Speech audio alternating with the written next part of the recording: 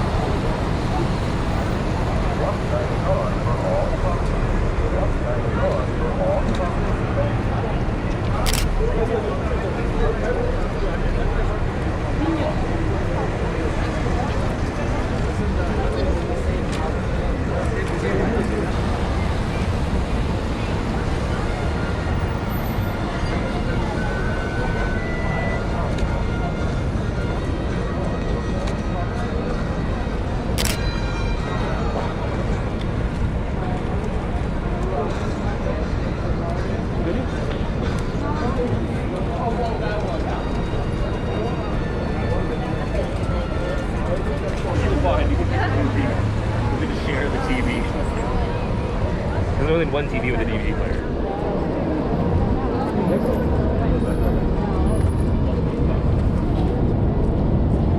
Thank you.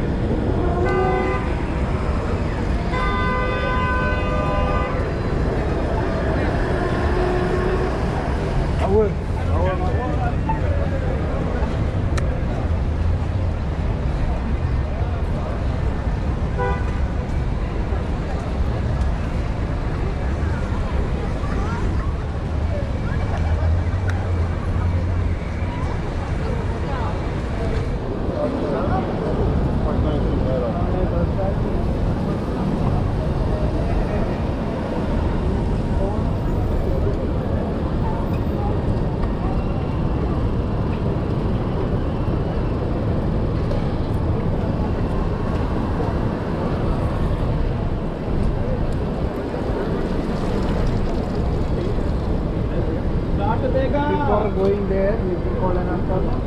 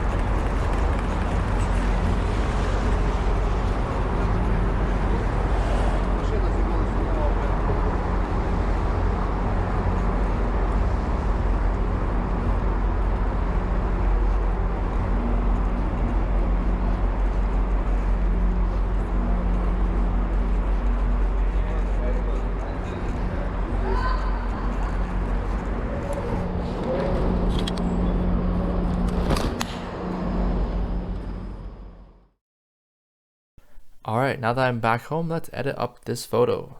So the first thing I did was did a quick little crop just to get my line straight. This is pretty standard as a first step within my workflow, and I think that is true for most photographers. Here I just do some quick exposure corrections and then basically play around with the basic adjustments. Now I like to lower my highlights, increase my whites, increase my shadows, and lower my blacks, and that's because it gives the image more of a punchy look, which is what I'm going for. For rainy photos like this, you can choose to either increase or lower your clarity. Increasing it will give it more of a punchy and more of a stark feeling, while lower it will give it more of that soft sort of rainy type of feeling, but either one can really work. I always start my tone curve off by putting 3 points along the curve in these specific places, and I generally increase the midtones as well as the highlights and then decrease the whites because that adds more sort of brightness to the photo while making sure it's not peaking. I lower shadows and take the blacks and move it out towards the right and upwards, and that sort of crushes the blacks while giving a little bit of a faded look, which I like, especially for rain photos.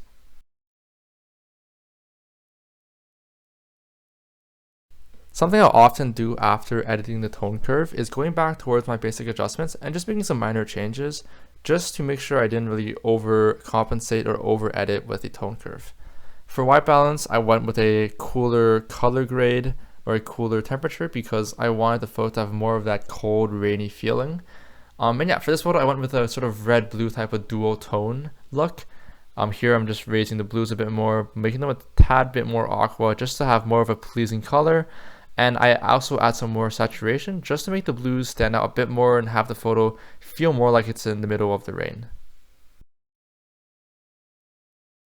Now the reds here are a little bit too orange for my liking, so I'm moving them more towards the magenta color as well as increasing saturation. Otherwise, I just do some quick little basic tweaks with the yellow just to get the sort of lights in the background as you can see in the building. And orange, I'm just raising a bit of luminance just to make the skin tones of my subject stand out a bit more. Otherwise, I'm just playing out a bit with aqua, which doesn't really change a whole lot, as well as magenta, making that more red because once again, I want more of that red and blue sort of two-toned type of look. Something I do to almost all my photos is playing around with radial filters. So here, especially for rainy photos, I like to take a graduated filter and basically cover the ground. And here I'm going to be lowering the exposure, lowering blacks, and then increasing clarity. And it gives it just more of a sort of dark yet contrasty pop to it that I think really accentuates the sort of wetness and the overall feel of the photograph. I also noticed that the sky is a bit boring, and so I do a radial filter on the left corner and just increased the exposure, highlights, as well as decreasing clarity. I find that this trick really helps to give more of a soft feeling, and in this case, more of a feeling of rain coming from the sky. I then take a radial gradient and just put it around the two subjects and increase the exposure to make them pop a bit more in the photo. And then I duplicate the, or I make a similar gradient, invert it, and decrease the exposure to add a vignette. And this is really important. At least I think it really helps to create focus within my photos because as humans, our eyes are drawn to the brightest part of a photo. And so making sure that these subjects are bright enough and the edges of the photos have some level of darkness really helps to draw your eye in and help the viewer of the photo really get that feeling. As you can see, I'm adding some vignetting as well to once again just further accentuate the focus on the center of the image and on the subjects. As you may or may not remember from my last video, I do camera calibration after the HSL tab. And that's because I just think of camera calibration as more of a finishing touch stylistically to color, and I don't really like it guiding the edit I go with, right? I like to keep my edits pretty true to real life, pretty true to the original file, and pretty true to just what I saw in the first place. And so, yeah, as you can see, I did very minor edits to calibration because of that. And I'm just going back to the HSL tab and doing some minor changes, nothing too much, but it's just sort of to adjust based off of what I've done with the calibration.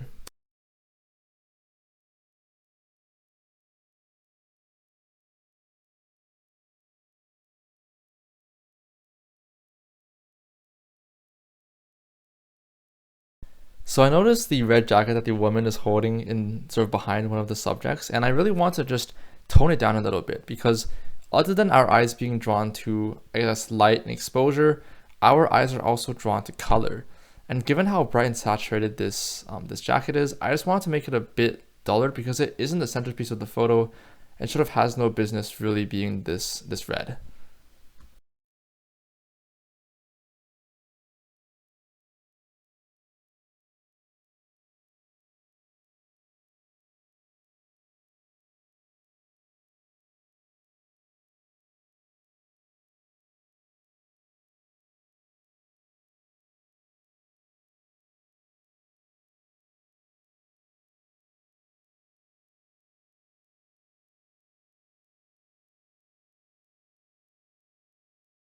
After a few finishing touches, this is where I ended, and I'm quite happy with the finished product.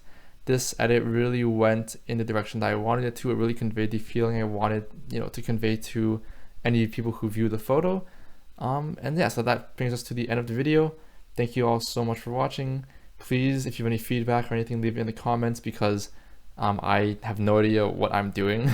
And yeah, other than that, thank you so much for watching until this point of the video. It really means a lot to me. And see you all next time. Bye.